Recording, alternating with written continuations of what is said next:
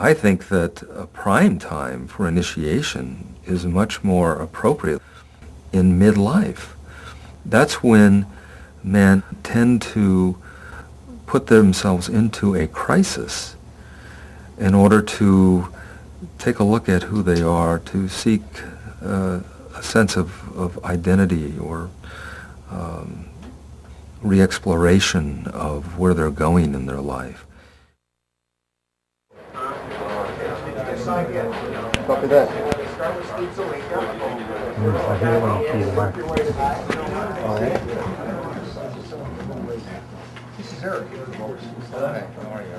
Authentic masculinity is based on men being able to access their souls, their psyches, to reprioritize their lives, to know what's truly important. It's through the ability to relate. When we talk about being spiritual warriors, we talk about men who have come to understand what their destiny is, to know why they're here and what difference that they can make in the world.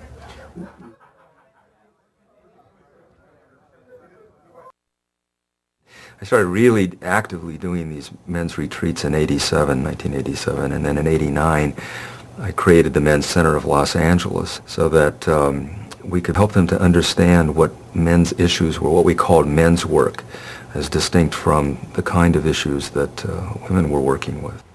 This will be a life-changing or life-transforming experience for you that will make you... What we found is that when men started approaching midlife, that they would discover that they had a longing, they had a need to start to plumb the depths of their psyche or their soul, if you will. And that their ability to make the choice of working with a man could make all the difference in terms of the healing of the absence of the father in their lives. What a good team you guys are. That was awesome. You guys are awesome. That was awesome. You know, when I was growing up, my father was a perfectionist, so I always felt like I had to do things perfectly in order to get his approval or get his love. And what I've come to learn is that I don't have to do it perfectly. I just need to be willing to try, just to do it. And with the support of the men, whatever happens, I feel good about myself. God, Steve! Yeah, Steve! Woo! Yeah!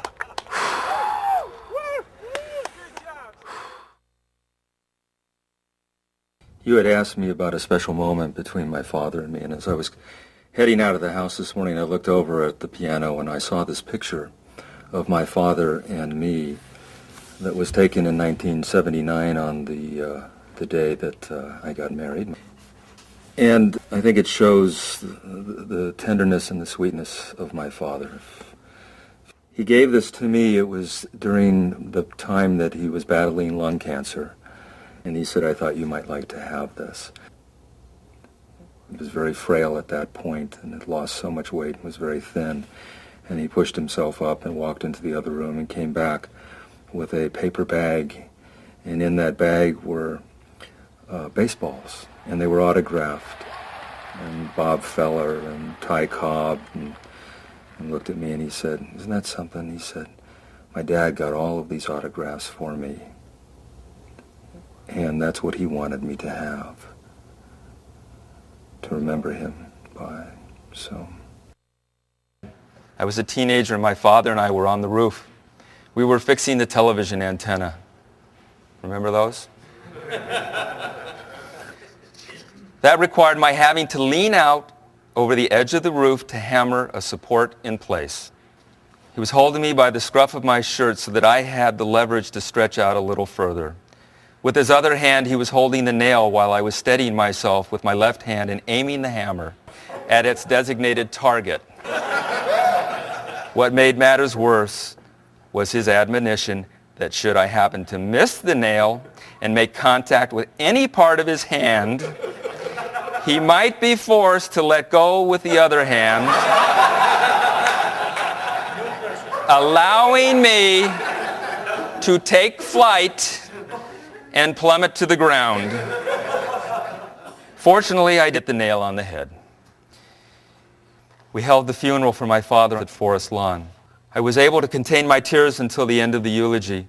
When I sat down, Ian rose and walked to the pulpit. He just spoke from his heart. I knew that Grandpa would be so proud of him and pleased that Ian wanted to speak at his funeral. That evening, Ian took me aside. He spoke low and swallowed hard. "Is it true, Dad, that you knew about Grandpa the morning of my graduation, but you made the decision to be there for me?" As tears filled our eyes, he put his arms around me and said, "I'll never forget this, Dad. Thank you so much." And I could sense my father smiling down on us. That's one of those major turning points in the son's and the father's life that I will never, ever forget either, Ian.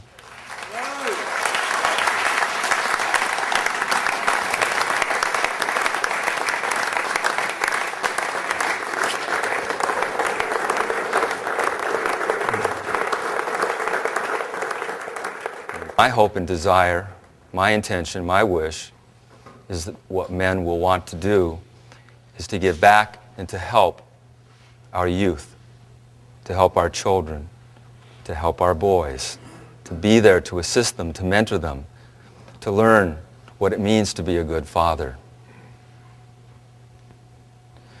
You young fellas are the future of our world. Where we go as a world ultimately depends on where you take us.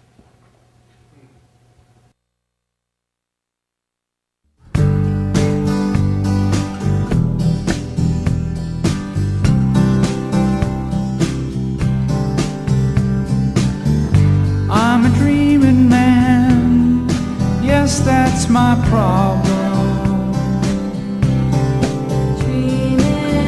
I can't tell when I'm not being real. In the meadow dust, I park my Aerostar with a loaded gun and sweet dreams of you.